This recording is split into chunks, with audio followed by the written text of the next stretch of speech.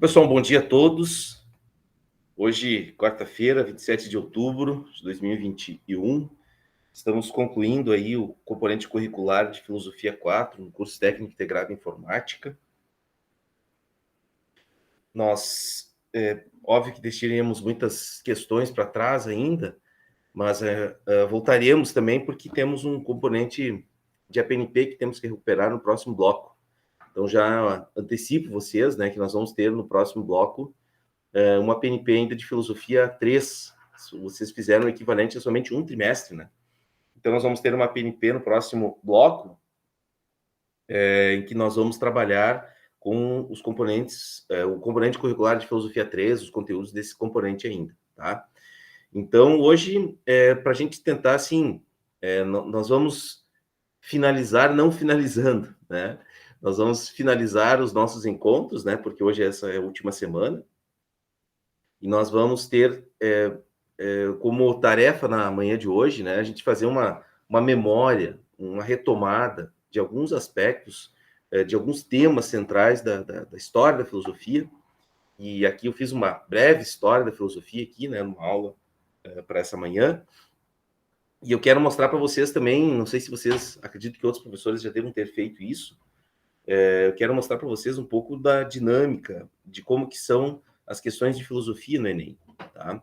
Desde a estrutura da questão, como que ela é pensada, explicar um pouquinho como que é o processo de elaboração, né, dessas questões, para vocês terem, assim, minimamente uma noção de como que são as questões, né, e o que vocês têm que ficar atentos, tá? Eu lembro que uma vez eu fiz uma formação com um professor que ele era um dos organizadores, né, das questões de vestibular da Universidade de Caxias do Sul. E ele era um também dos técnicos do MEC que elaborava o banco de questões do Enem, né? Porque o Enem, se não me engano, na época, se bem que agora o Enem também, né, fazia muito tempo que nós não tínhamos uma edição com tão poucos inscritos como agora, né? O Enem, ele tinha um banco de questões, isso em 2013, um banco de questões de 95 mil questões, né? Eles usavam 180 para cada ano, né? E o banco de questões dele, naquela época, 2013, estava em 95 mil questões, né? Então, tem toda uma estrutura, toda uma lógica de preparação das questões, né? Que elas são a cada ano, ninguém sabe exatamente de quem vai ser a questão, né? Então, mas sabem como que a questão tem que ser feita, como que ela é organizada. Então, existe, assim, toda uma técnica para a gente fazer a questão e uma técnica também para a gente... Desculpem. Uma técnica também para a gente responder a questão. E é isso que eu quero falar um pouco na aula para vocês hoje também, tá? Então, eu quero falar um pouco dos conteúdos, né, para retomar alguns conteúdos, fazer uma espécie de revisão, né, dos conteúdos, dos principais conteúdos de filosofia do ensino médio. E a gente também vai ver no finalzinho lá, eu quero pegar um exemplo de uma questão. Depois eu vou botar todas 10 questões para vocês lá no Moodle, para vocês responderem também como uma espécie de treino, vamos dizer assim, né, para o Enem. Isso vai valer nota, né, mas não vai valer nota o acerto, né, a quantidade de acertos, né, mas é pelas tentativas que vocês fizerem, tá? Então, tanto que não necessariamente vai ter lá, assim, um peso da questão vai valer nota, né? Todo mundo que fizer vai ter esse ponto a mais, tá? Bom, então eu vou projetar aqui uma guia da aula e depois eu quero mostrar alguns exemplos, né, de algumas questões do Enem. Vocês me desculpem, pessoal, mas eu tô meio congestionado, meio gripado aí.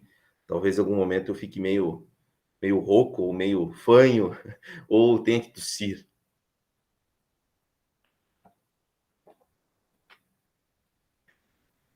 Muito bem, estão vendo a minha tela aí já, pessoal? Deixa eu fazer uma apresentação aqui. Ótimo. Então, a gente vai ver uma breve história da filosofia. É meio redundante, né? Meio estranho falar isso, breve, porque, na verdade, não tem nada de breve na história da filosofia, né? Filosofia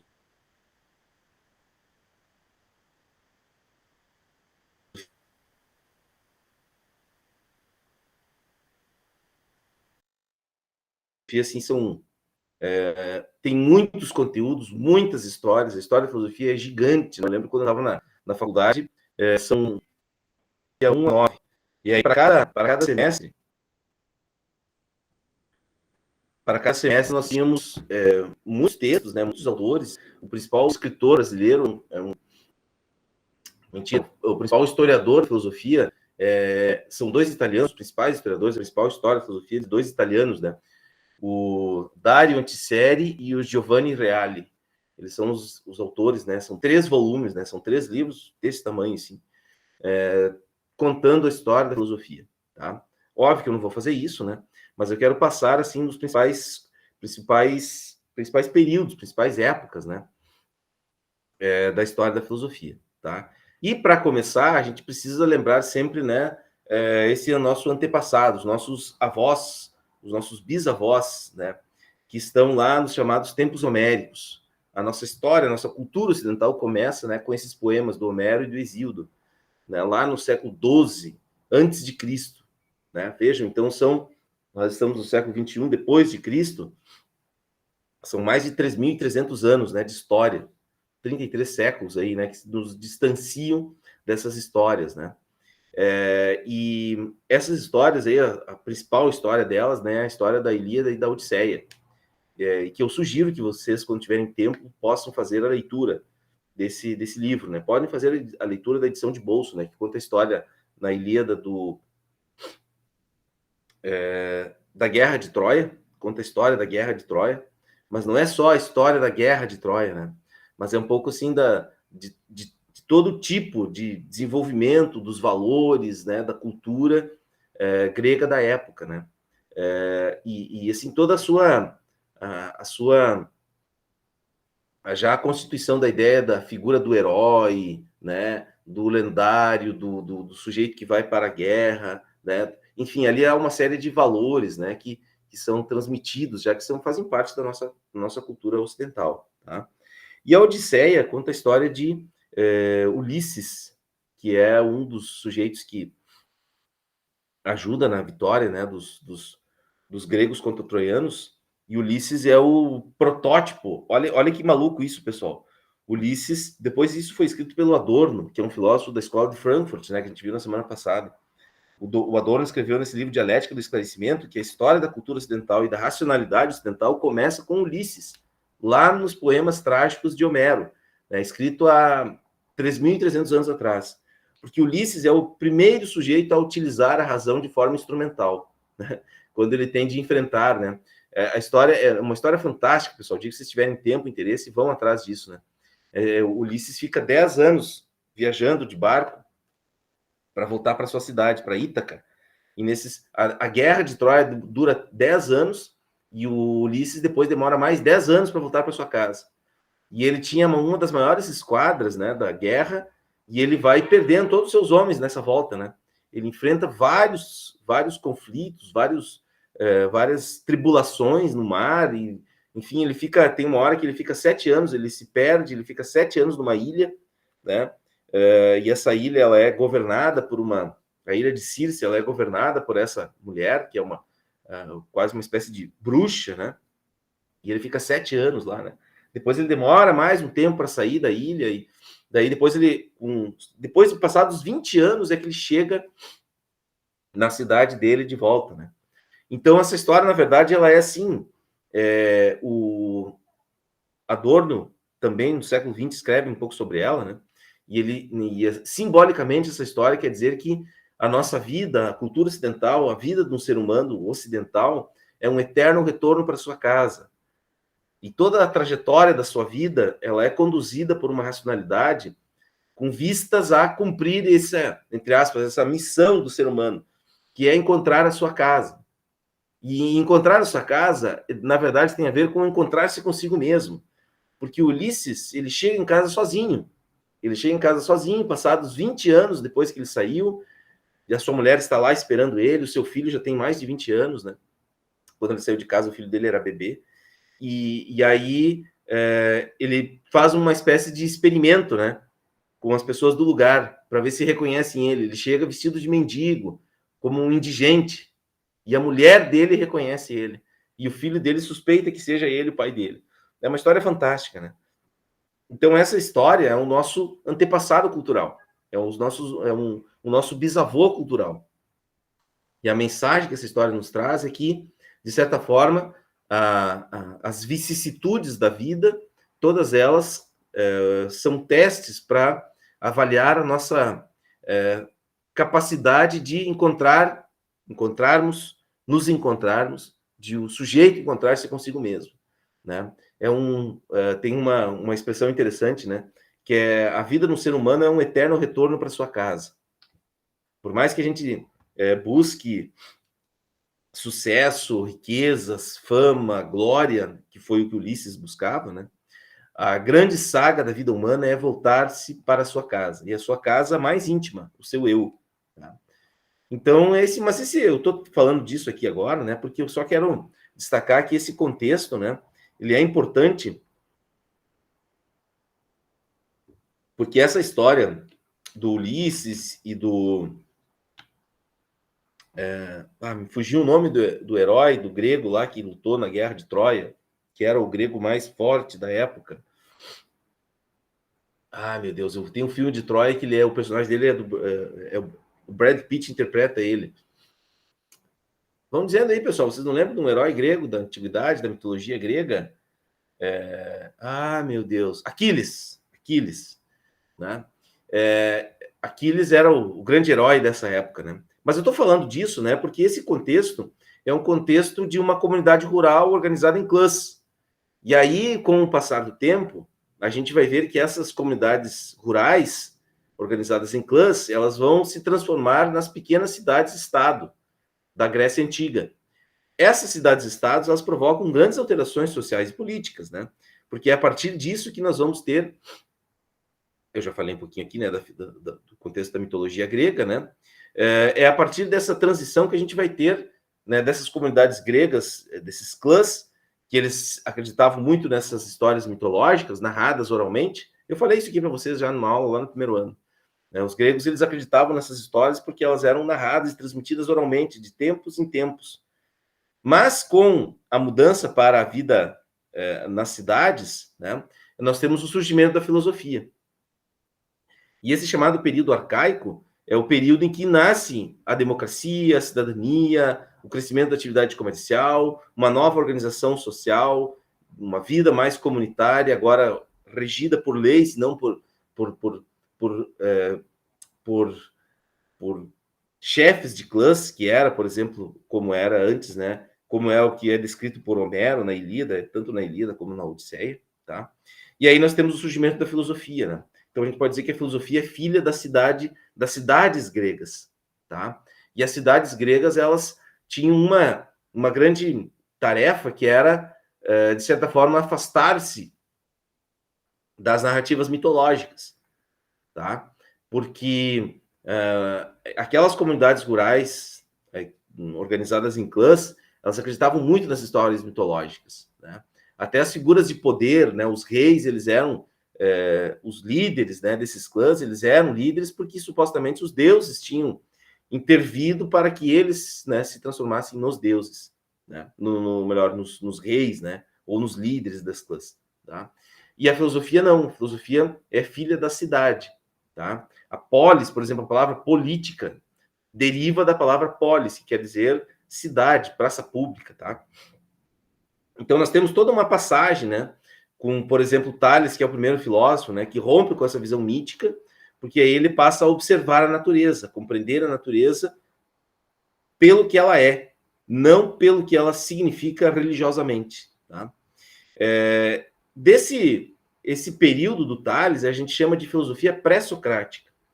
Por que pré-socrática? Porque ela é antes do Sócrates. E o tipo de filosofia dessa época é uma chamada cosmologia, que é uma filosofia muito mais pautada por explicações racionais sobre a origem, ordem e transformações da natureza. Então, o grande problema filosófico da filosofia pré-socrática é a natureza. É tentar compreender como que a natureza surge, qual que é o seu primeiro elemento, né? Qual que é o princípio que gera todos os outros seres, mas que não pode ser Deus, que não pode ser mais a vontade de um ser transcendente como Deus, né? os pré-socráticos desenvolvem esse conceito de physis, né, que é daí que deriva a disciplina que vem depois, na modernidade, fazer muito sucesso, vamos dizer assim, né, que é a física, que é a compreensão física do mundo. A física nada mais é do que isso, né? Os cálculos todos que a gente estuda em física, né, eles nada mais são do que uma descrição matemática do mundo. Que os gregos, lá naquela época, eles já intuíam isso. Né? Aqui a gente está falando do século 7, 6 antes de Cristo, né? O período chamado de pré-socrático. Que é diferente do período socrático, que é o período do auge da cultura grega. É o período em que surgem as cidades, a democracia, esse novo ideal de educação, né? Que é a formação para a vida pública, né? E é o período que vive o Sócrates, que é o principal filósofo dessa época e um dos, se não o maior, né, filósofo da antiguidade.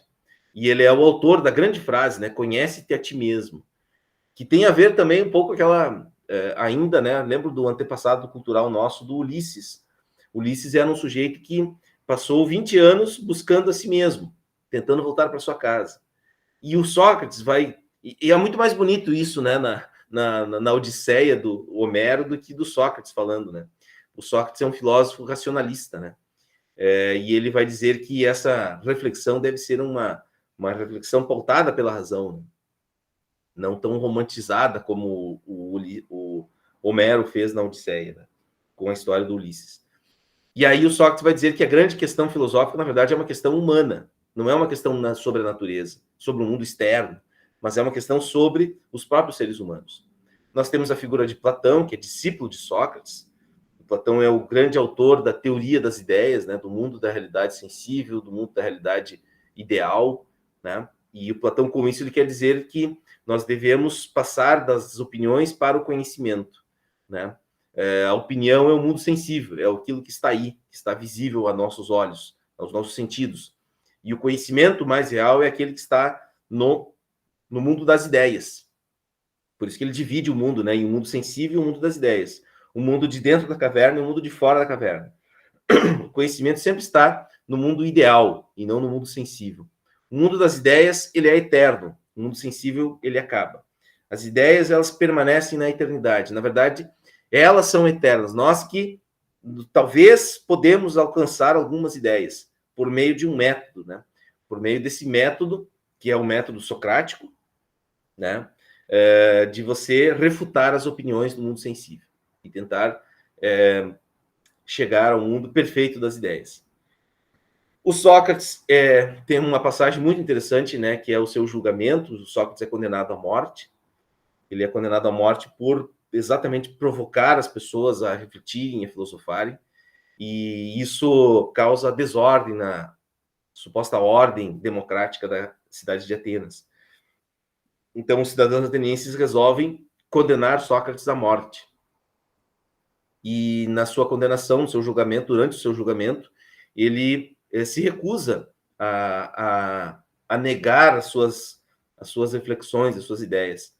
E ao recusar isso, ele vai dizer, né, que, na verdade, a sua morte vai significar ele poder abandonar esse corpo sensível e poder contemplar puramente as ideias mais perfeitas. Né? Tem uma pergunta, né, num livro, se eu não me engano, é o Fédon, que é o livro, um diálogo do Platão. Não tenho certeza se é esse. É um diálogo do Platão em que ele está discutindo com seus discípulos na noite anterior à sua morte, né?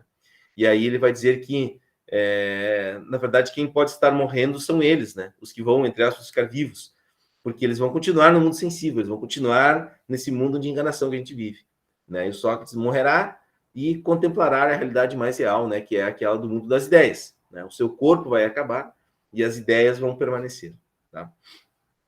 Platão é o grande fundador da Academia Platônica, que é o principal centro cultural. Essa academia, pessoal, ela vai, pasmem, ela vai continuar não mais em Atenas, né? Porque depois vem o helenismo e ela tem de se mudar. Ela vai para Alexandria. Ela se transformou depois, lá no período de Alexandre o Grande, na Biblioteca de Alexandria, a Academia de Platão. Ela é uma escola filosófica que ela durou do século V antes de Cristo, né? Até o século VI depois de Cristo, né? Quando acaba a Alexandria dominada, né, pelos persas, enfim, e ela entra em decadência, né, a Biblioteca de Alexandria. Ela está lá em ruínas até hoje, né, na cidade de Alexandria, que hoje pertence ao Egito, né. E essa academia, então, ela foi responsável pela formação, né, de grande parte dos filósofos desse período aí, né, do Platão, e depois, por vários séculos depois ainda, né, por 8 séculos depois, ela permaneceu como uma das principais escolas, né, filosóficas da antiguidade. E também é nessa época o Aristóteles, né, que é o principal representante, né, o principal discípulo do Platão. É o principal discípulo que não seguiu na academia platônica, né? E ele fundou a sua própria escola, né, que é o Liceu. O Aristóteles é um divisor de águas também na antiguidade, porque ele vai duvidar do Platão, porque Platão acreditava que a realidade mais real estava no mundo das ideias, e o Aristóteles vai dizer que a realidade mais real está no mundo sensível, né? O Aristóteles é o, vamos dizer assim, é o avô do empirismo moderno. A gente vai estudar um pouquinho do empirismo lá na próxima PNP. Tá? Bom, então, teriam mais muitos outros aspectos para falar desse período, né? Mas o período seguinte, né, da história da filosofia é o helenismo. O helenismo também, não sei se vocês estudaram, se aprofundaram muito nessas correntes filosóficas dessa época, né, do helenismo, é o período em que desaparece essas cidades, essas grandes cidades-estados, né, Atenas, Creta, Mileto, todas as colônias da Jônia antiga, né, porque nós temos, num primeiro momento, a expansão, eu não coloquei aqui, né, mas a expansão do Império de Alexandre o Grande. E o Alexandre o Grande, ele, de certa forma, é o primeiro império do Ocidente, e ele, esse império, ele acaba, vamos dizer assim, né, com a força política e intelectual dessas cidades-estados. E aí surgem uma série de não mais filosofias políticas, né, filosofias para serem realizadas na cidade, mas sistemas filosóficos muito mais voltados para esse período que se chama também de filosofia das escolas de vida, né? O estoicismo, o epicurismo, o ceticismo, o neoplatonismo, eles são formas de você viver, né? Talvez o personagem mais, alguns dos personagens mais importantes aí dessa época, né, é o próprio Epicuro, né, que é um filósofo também que vive às margens da cidade de Atenas, né? E depois o Sêneca, né, que é um filósofo romano, que é um seguidor de uma outra corrente filosófica dessa época, né, que é o estoicismo, né? Deixa eu botar o meu computador carregar aqui, só um pouquinho. Bom, então esse período chamado do helenismo, né, nós temos assim essas são as principais escolas, né? O estoicismo, o epicurismo, o ceticismo e o neoplatonismo, né? Os estoicos e os epicuristas, né, eles vão deslocar a reflexão filosófica muito mais para um estilo de vida, né? Os estoicos vão discutir a questão, né, de como que uma vida deve ser feliz, né? Assim como os epicuristas, né? E eles vão dar uma guinada, né, na reflexão. Não vai ser uma reflexão mais política, como uma vida na cidade, né, como acreditavam Platão e Aristóteles, e o próprio Sócrates, né? Mas uma vida agora muito mais introspectiva, uma vida de busca de felicidade, uma vida equilibrada, uma vida de prazeres, né? E essa é uma guinada, então, que nós temos, né, nesse período da história da filosofia. E aí, na sequência, a partir do século V, então, nós temos o que se chama de filosofia medieval, né? Uma filosofia que ela tem uma força muito grande, né? Porque ela é responsável dentro dela, que surgem as primeiras universidades, né? Primeiro como mosteiros, né? Vocês sabem que a filosofia na Idade Média ela esteve muito ligada à atividade religiosa, né? E é nesse contexto que surge a chamada escolástica, né? A escolástica é o tipo de abordagem que acontece, a primeira metodologia que acontece nas primeiras universidades, né? Então, nós vamos ter universidades lá no século X, século XI, tem as universidades italianas, né? Elas têm mais de 1000 anos, pessoal. Tem universidades na Europa que tem mais de 1000 anos, né? Campos universitários que estão lá, né? São castelos medievais, né? Que estão, eles guardam, por exemplo, tem uma mesa num desses conventos, né? Do Tomás de Aquino. Tomás de Aquino é um filósofo do século XV, século XIV, se não me engano. E a mesa do Tomás de Aquino, a mesa de madeira que ele estudava, né? O Tomás de Aquino, ele era bem gordão e diz que ele comia na mesa, né? E a mesa é cheia de resto de comida, de gordura e tal. Resto de comida não, né? Mas assim, ó, de gordura, né? De pedaços assim que ficaram marcados naquela mesa, que ele estudava e comia junto ali, né? Ele era enorme de gordo, né? Tanto que ele infartou, ele morreu, caiu em cima dessa mesa, né? E diz que isso é uma anedota, né? Diz que a mesa, ele não conseguiu tirar ele da mesa, né? Tipo, ele entalou na mesa, né? De tão pesado que ele era, e a barriga dele, a mesa, assim, ela tinha como se fosse uma entrada, assim, para a barriga, né? Para ele poder ficar sentado na mesa. Mas, enfim, nesse contexto, né, pessoal, das primeiras universidades, né?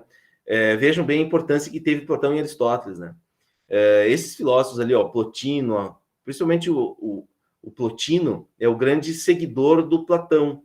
O Avicena e o Averroes são filósofos árabes, né? Eles são filósofos árabes da região de onde hoje é, por exemplo, a Arábia Saudita. E são eles que guardam as obras do Aristóteles. As obras se dividiu assim, né? Muitas obras se perderam, mas muitas obras. Você sabe que teve um incêndio da Biblioteca de Alexandria também, né? Não lembro bem certo qual foi o ano. Muitas obras, tanto do Platão como do Aristóteles, foram perdidas. A gente estuda algumas obras do Platão e do Aristóteles, a gente acha que essa é a obra deles, né? Mas, na verdade, muitas obras foram perdidas, né? A gente não tem certeza que se foram só aquelas, né? Do Platão se preservaram mais, né? Do Platão, se não me engano, sobrou 38 obras do Platão completas. E do Aristóteles, se não me engano, são menos, são 12 só. E muitas das obras desses filósofos mais da antiguidade, elas se perderam nesse incêndio da Biblioteca de Alexandria. Eu não lembro bem certo que ano que foi o incêndio. Pesquisem aí, vocês que não quiserem saber sobre isso, mais detalhes, né? Mas ela foi assim, ela foi incendiada, não se sabe se de propósito, mas muitas obras da antiguidade foram perdidas, né? Talvez o mundo seria muito diferente se essas obras tivessem permanecido com nós até hoje, né? Mas, enfim, e um detalhe interessante, né? O Aristóteles, ele não ficou na cultura ocidental, nos primeiros mosteiros. Ele ficou escondido, foi lá para os árabes. Ficou entre os persas, ficou entre outros povos. E não com os ocidentais, ficou com os muçulmanos, com os árabes, com os persas, com outros povos.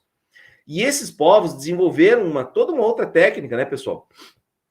Desde navegações, de comércio, de medicina, enfim, toda uma outra lógica social, né, que ela era muito mais próspera do que foi a Idade Média na Europa, né? Tem um filme, se vocês tiverem tempo e interesse, quiserem assistir esse filme, como é que era o nome? O Físico. O Físico. É uma história que se passa no século XI, depois de Cristo, né? É um inglês que ele vive na Inglaterra e ele quer ser médico. Ele vê um dia um médico árabe fazendo uma cirurgia de catarata. E ele acha aquilo muito milagroso, mas ele viu que era um procedimento médico, né? Catarata é uma cirurgia relativamente simples, né? É só você remover a película que fica por cima do olho, que é a catarata, é como se ele fosse um plásticozinho que tivesse por cima do olho. Você pega um instrumento adequado e você tira e tá feita a cirurgia. E eles já faziam isso, né? Esse médico árabe conseguiu fazer isso. E aí esse inglês, ele quis aprender. E ele viajou, saiu da Inglaterra e foi para o mundo árabe, né? E aí, quando ele chega lá, na cidade de Constantinopla, que era a grande capital do Império da época, né? Provavelmente devia ter outro nome, né? Não sei se era Constantinopla, mas é onde hoje é a capital da Turquia. Não sei se é Ankara ou... não me lembro qual é que é a cidade, mas na época era Constantinopla. Ele chegou lá nessa cidade, e aí, assim, é interessante porque ele sai da Inglaterra, né, como até hoje a Inglaterra, um lugar nublado, chovendo, um lamaçal, as pessoas passavam, andavam de carroça e tal. E ele chega lá, em Constantinopla, numa cidade linda, né, é um porto, muitas embarcações, um comércio pujante, as pessoas ali muito conversando, né, um céu azul, limpo, um dia maravilhoso, né? E aí quando ele chega lá, perguntam, né, de onde que ele é. E ele diz, olha, eu vim da Inglaterra. E aí alguém responde, pergunta, sim, Inglaterra, lá aquela ilha no fim do mundo. Olha a concepção que eles tinham, né? E os árabes, então, eles eram muito prósperos e eles cultivaram a filosofia do Aristóteles, né? enquanto o Ocidente se apegou muito às teorias do Platão. E aí toda a influência do platonismo, né, nos primeiros mosteiros medievais, né, que depois vai ser alterado profundamente, né, pela releitura do Aristóteles no Ocidente, principalmente por esses filósofos árabes, que vão introduzir, né, no Ocidente de novo, e depois por Tomás de Aquino, né, que vai reescrever toda a obra do Aristóteles, né, traduzir ela do grego para o latim, para popularizar entre os mosteiros, e também escreve toda uma nova direção, vamos dizer assim, para a filosofia, que vai depois, em última instância, impulsionar não quero falar mais sobre isso, o Renascimento, né? Que é o próximo período da história da filosofia, que é o período em que o filósofo mais importante é Maquiavel. Tem uma série de outros filósofos, né? Mas é que, com Maquiavel, nós temos... Aqui a gente já está falando no contexto do Novo Mundo, né, pessoal? O Renascimento já é a partir do século XV, final do século XV, início do século XVI, né? É toda uma reestruturação do mundo, né? A gente vai começar a PNP lá de Filosofia 3 falando desse contexto, tá? Tanto que eu não vou meter muito aqui, né? Mas é um contexto, assim, que a gente vai ter, assim, uma grande transformação na mentalidade ocidental.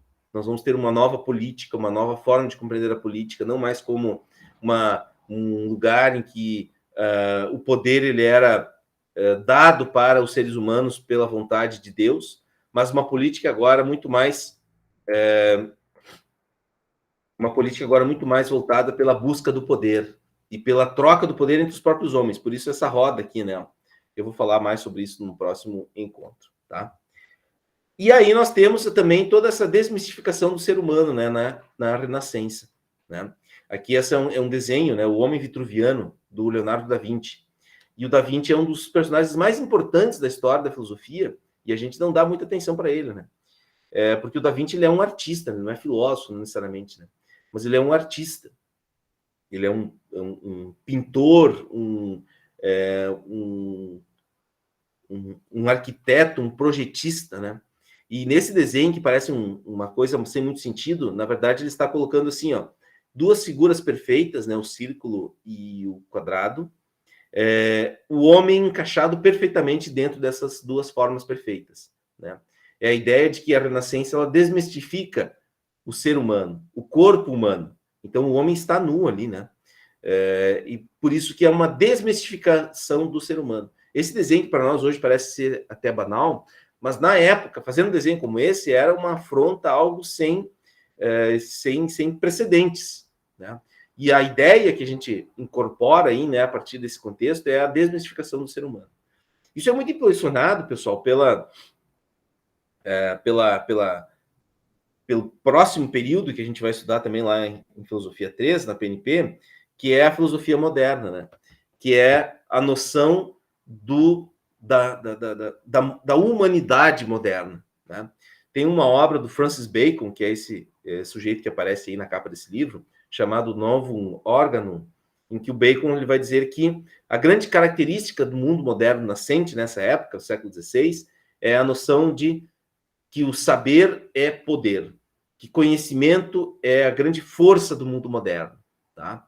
Que a humanidade moderna ela deve se ancorar nessa premissa básica, de que quanto mais ela sabe, mais poder ela tem. Poder em todos os sentidos, poder no sentido político, mas principalmente no poder no sentido de alterar a ordem das coisas, tá? Essa é a grande força, né, da filosofia moderna. Nós vamos ter grandes mudanças teóricas no mundo moderno, que eu não vou me aprofundar muito aqui, porque a gente vai ter uma PNP só para falar de filosofia moderna, né? Mas a grande noção central da modernidade é o chamado racionalismo clássico moderno, tá? O racionalismo, ele como o nome próprio diz, é essa maximização da racionalidade humana, tá? Que ela ficou, de certa forma, vamos dizer assim, a racionalidade meio que a serviço da discussão filosófica da Idade Média, usar a razão para provar se Deus existe ou não existe, né? Os medievais acreditavam que era possível você provar a existência de Deus pela razão, né?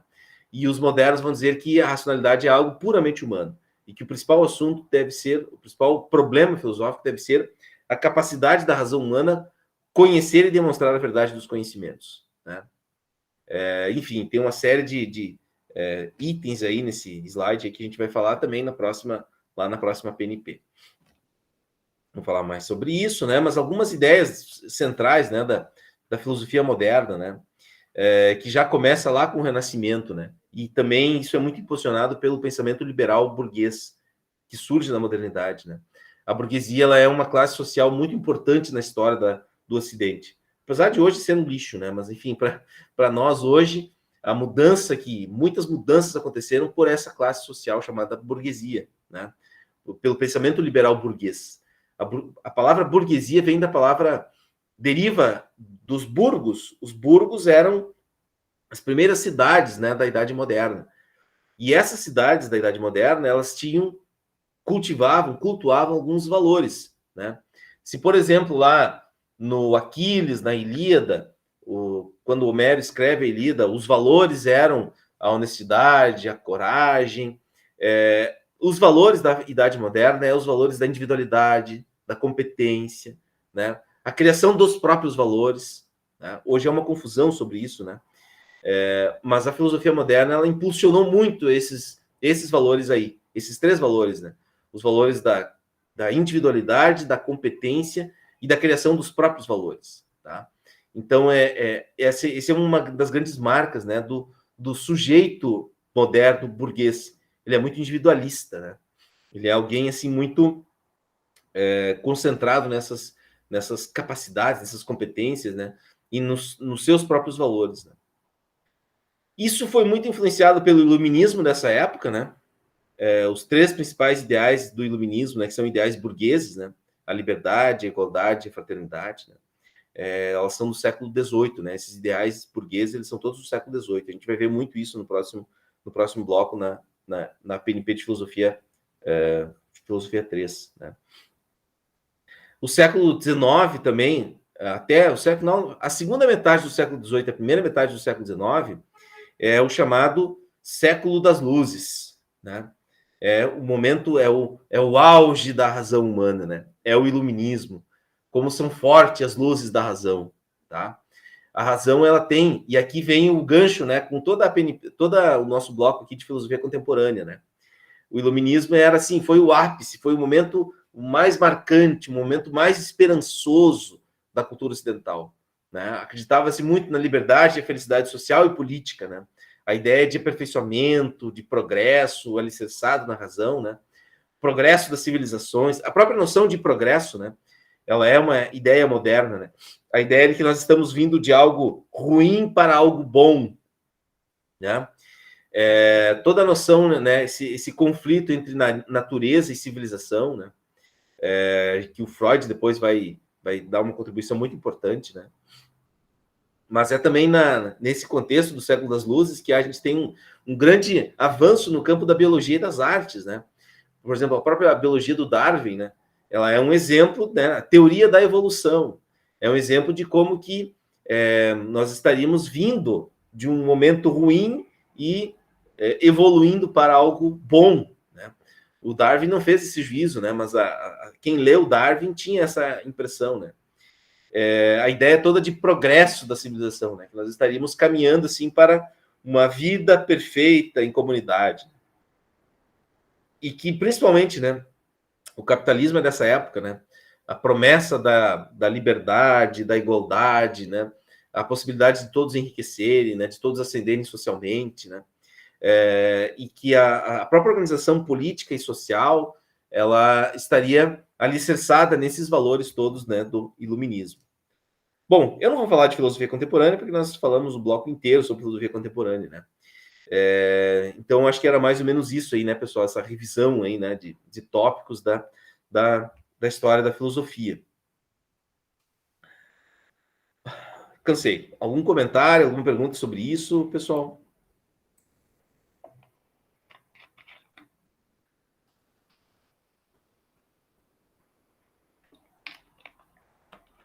O Tainan fez algumas perguntas ali, eu não tava vendo, Tainan, desculpa.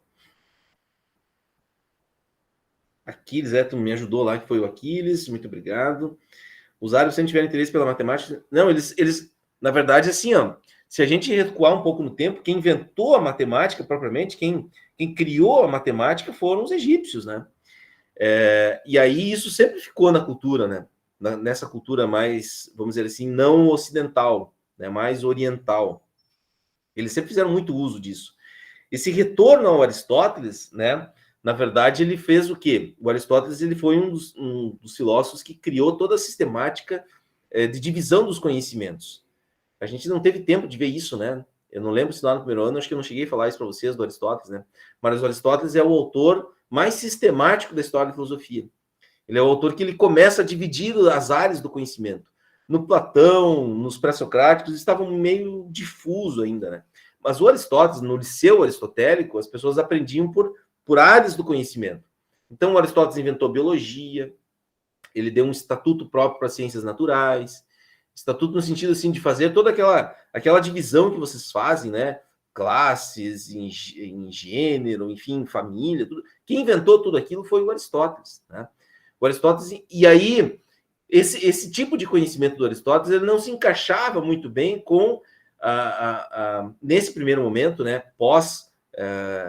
Por exemplo, pós-helenismo, pós-Império Romano, ele não se encaixava muito bem com a doutrina cristã que predominou no Ocidente e nos ambientes de estudos do Ocidente, né? Se encaixava muito mais no platonismo, né?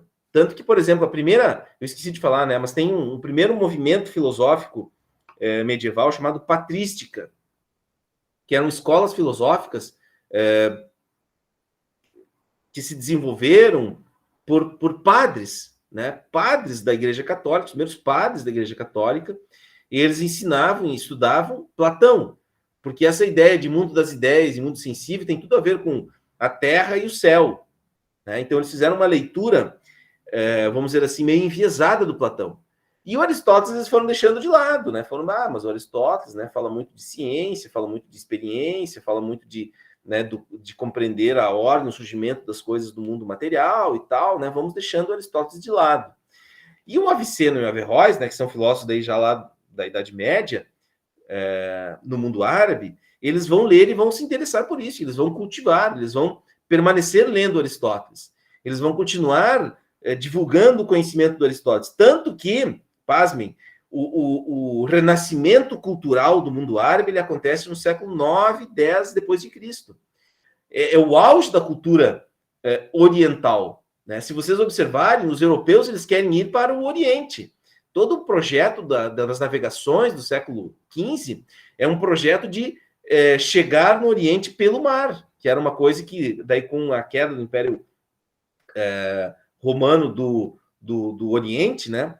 Eles trancam a passagem que tinha da Europa para o Oriente ali pela Turquia, né? Que a Turquia ela tem uma parte na Europa Ocidental e uma parte da Europa Oriental.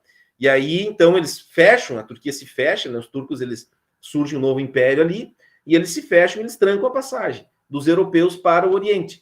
E aí, por isso que eles têm que começar as navegações, contornar toda a costa africana, passar lá no Cabo da Boa Esperança, no Cabo das Tormentas, né? Para poder chegar às Índias.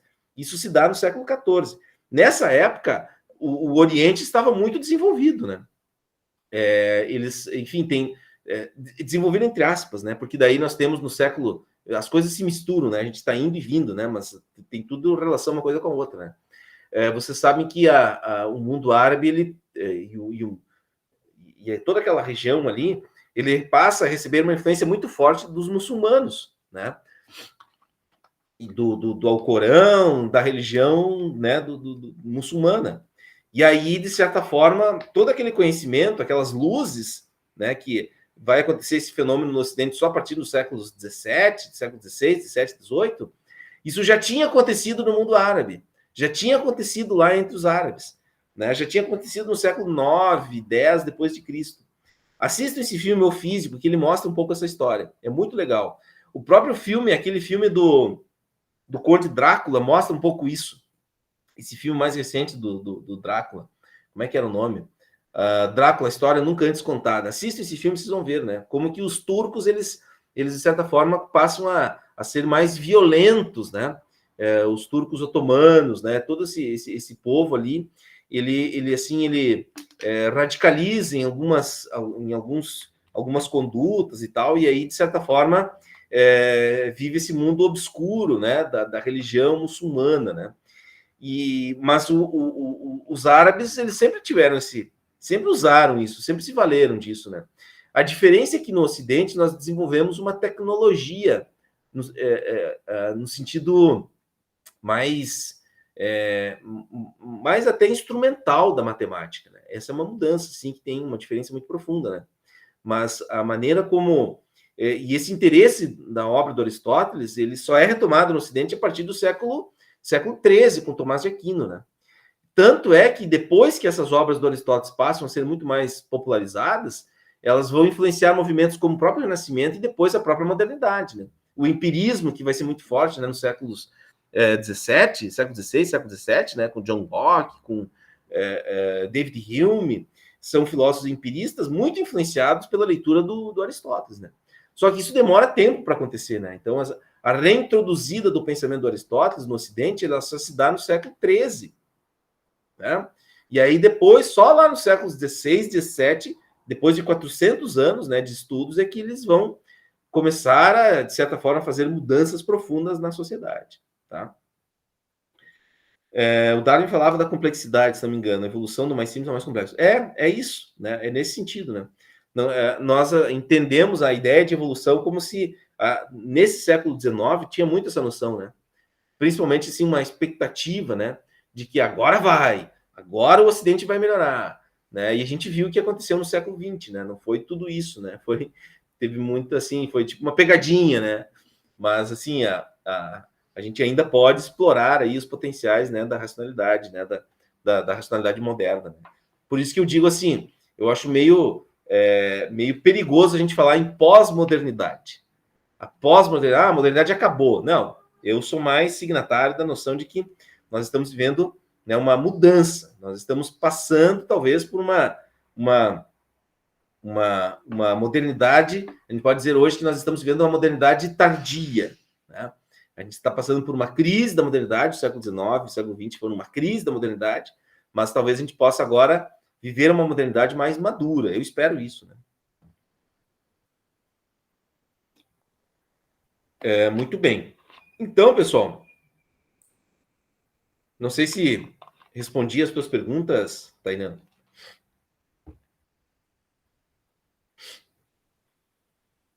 Deixa eu parar de projetar aqui e eu quero mostrar uma outra coisa agora.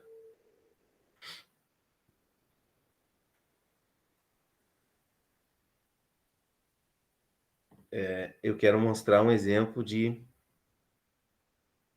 questão do Enem de filosofia. E aí eu quero explicar um pouquinho essa.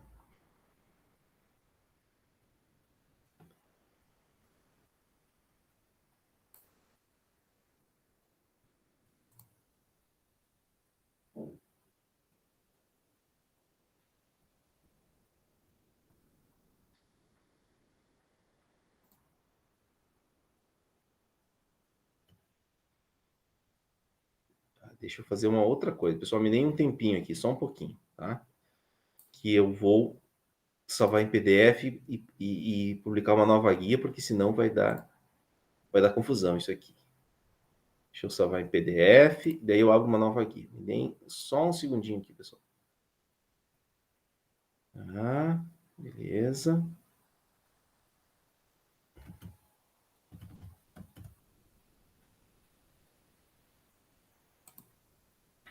Deixa eu mandar para alguém aqui.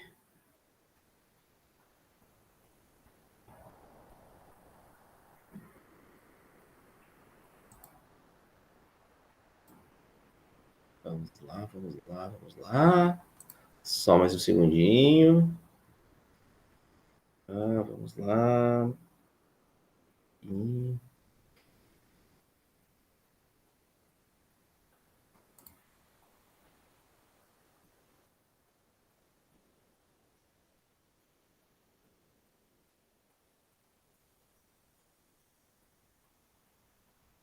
Onde que eu salvei aqui? Acho que é aqui. Está aqui. E aí eu mando para vocês também isso aqui depois.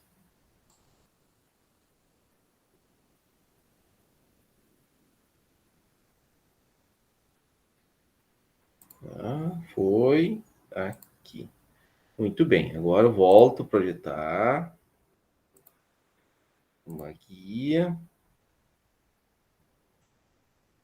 Aqui. Muito bem. Eu quero já direto. Foi mais ou menos um pouco do que eu falei, mas eu quero ir para as questões. Vamos falar. Deixa eu fazer a apresentação aqui. Apresentação. Vamos pegar essa aqui, ó. Estão vendo aí, pessoal, o slide? Conseguem ver? Ótimo. Olha só. Então, primeiro, como que as questões do Enem são estruturadas? Elas eram assim até bem pouco tempo atrás, né, pessoal? Com esse novo governo, a gente não sabe exatamente como que as coisas virão nesse próximo ano, tá? Mas, basicamente, assim, a história do Enem mostra isso. São textos. Textos, e esses textos, eles são assim, eles são pressupostos. Eles são, assim, os indutores da questão. Então, o texto não está ali por acaso. Você vai ter que ler e compreender bem o texto, tá? E vocês têm 4, 5 minutos para lerem esse texto, né? A média de 4 minutos para cada questão, né? Porque são 90 questões por dia, né? Mas o que eu queria destacar é o seguinte, ó. É a estrutura da questão. Então, nós temos os dois textos, tá? Que eles trazem informações. E aí, toda a prova do Enem, ela é assim, ó. Ela é formada por a gente diz assim, alternativas, né? Tem 5 alternativas. Mas essas alternativas, elas têm 2 categorias. Existe o distrator e o descritor. O distrator é a alternativa errada. Distrator, porque ele tem a finalidade de te distrair, tá? Ele responde algo que não é aquela pergunta. Então, ele te distrai. Você tem que ter essa noção, né? Vai ter questões que vão nos distrair. São questões que são os distratores, tá? E os descritores, eles existem para descrever o resultado da questão. Eu lembro que quando eu fiz a formação sobre isso, o camarada lá que deu a formação, ele dizia assim, olha, quando você lê bem os 2 textos, ou um texto, eu aqui peguei uma questão grande, vamos pegar uma questão mais simples, né? Vamos pegar essa aqui, ó, tá? Essa é uma questão que eu acho bem interessante também, tá? Questão 9 do Enem de 2013. Os conteúdos é de ética e justiça, e está muito ancorado, né? O conteúdo da questão é a concepção antiga de filosofia e de felicidade, né, melhor dizendo, né? São coisas muito próximas, né, para os antigos. Então está lá, ó. A felicidade é, portanto, a melhor, a mais nobre e a mais aprazível coisa do mundo. E esses atributos não devem estar separados. Como na inscrição existente em Delfos, das coisas, a mais nobre é a justa. Delfos era o oráculo, né, que as pessoas iam lá para saber do seu futuro, e estava escrito lá, né? Tinha inscrições na parede. Então, uma das inscrições era essa aqui, ó. Das coisas, a mais nobre é a mais justa, e a melhor é a saúde. Porém, a mais doce é ter o que amamos. Todos esses atributos presentes nas mais excelentes atividades, e entre essas, a melhor, nós identificamos como a felicidade. Então, aqui o Aristóteles está descrevendo o que é a felicidade. Então, ali tem a passagem do texto do Aristóteles, na política, né? Tem a citação aqui, a referência. Ao reconhecermos na felicidade a reunião dos mais excelentes atributos, Aristóteles a identifica como. Vejam, daí eu lembro que o sujeito disse assim, ó, a própria questão ela já vai te induzindo a resposta. Ele vai te indicando a resposta. E aí existem os distratores, que eles vão nos distrair. Então, ali, por exemplo, ó, primeira alternativa. Busca por bens materiais e títulos de nobreza. O texto faz menção a isso? Não. Plenitude espiritual e acesse pessoal. Acesse é assim, a ascensão pessoal, mas do espírito. E aí lembram, o Aristóteles não é um sujeito que acredita muito nessa noção de ideias, né, de algo espiritual como acreditava Platão. Então, é uma alternativa para nos distrair. Ele está falando do Platão. A alternativa está falando do Platão. Responde uma pergunta do Platão. Conhecimento das verdades imutáveis e perfeitas. Outra alternativa que nos distrai, porque é uma afirmação, uma concepção platônica. As ideias perfeitas, elas estão imutáveis. O conhecimento da verdade imutável está no mundo das ideias. Expressão do sucesso individual e reconhecimento político. Essa é uma noção moderna de felicidade. Lembra que eu falei sobre, né, os atributos, né, os valores da sociedade moderna? E é por isso que a alternativa correta é a letra C, né? Finalidade das ações e condutas humanas, né? O Aristóteles identifica isso como sendo a principal noção, né? Que o Aristóteles, principal característica da felicidade, tá?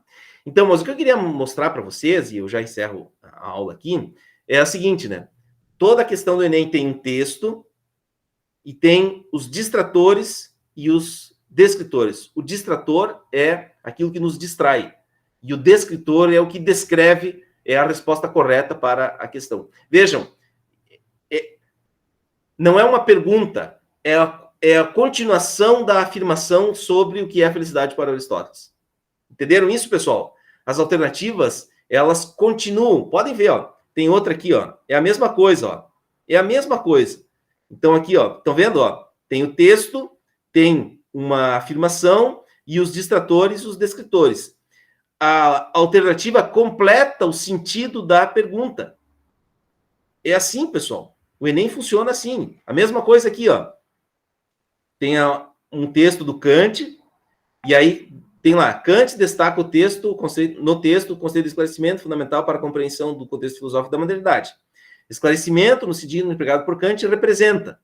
Daí, vejam, é a continuação de uma resposta. Estão entendendo, pessoal? A mesma coisa aqui, ó. É um texto do Montesquieu, a divisão dos poderes, tem uma frase e a alternativa completa essa frase. E aí eu tenho que completar essa frase adequando o sentido mais correto e não o sentido que me distrai do tema da questão. Tá? Não sei se me fiz entender, pessoal. Eu vou deixar essas questões para vocês responderem depois, né? Mas só para vocês verem assim como que aqui eu coloquei, né? Todas elas depois lá vão ter, eu vou colocar o gabarito, né? No Moodle e aí vocês podem responder só para vocês verem.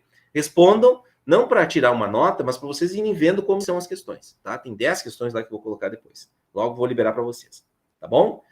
E também vou ter mais duas, eu quero fazer mais uma atividadezinha, mas duas perguntas bem simples para vocês responderem, né? Para a gente formalizar aí a avaliação também para finalizar o bloco, tá? Bom, deixa eu interromper aqui a minha apresentação. Não, Leonardo, eu não corrigi ainda. Essa semana eu fecho tudo isso aí, tá? Façam as questões, respondam as questões, façam as atividades. O mais importante de tudo, pessoal, é a gente poder manter esse vínculo, manter esses momentos de estudo, essas atividades, tá? Eu não vou, entre aspas, ferrar com ninguém, tá?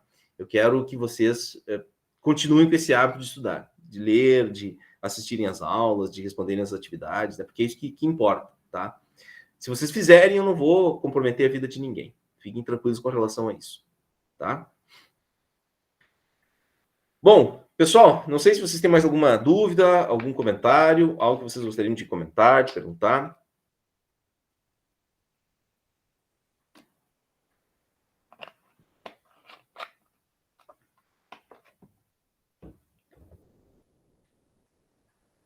Tainã, Eduarda, Leonardo, Alisson.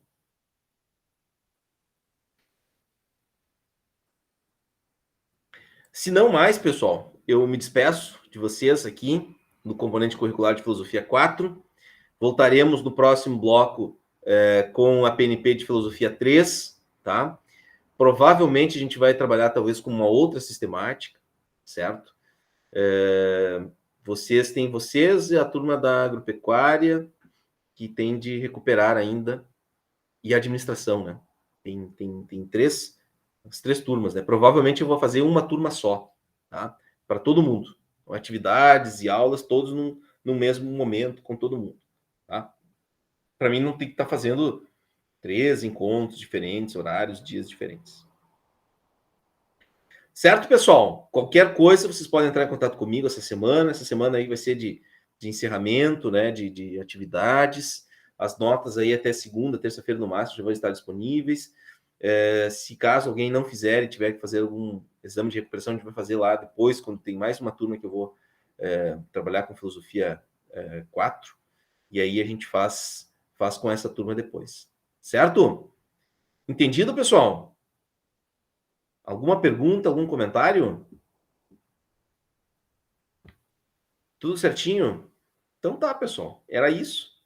Tchau, boa semana para vocês, fiquem bem. Qualquer coisa, entre em contato. Na medida do possível, aí eu respondo no momento que der, porque as últimas semanas têm sido feroz. Certo, gente? Um abraço, tudo de bom para vocês. Se der, a gente se vê por aí. Um abraço, até mais.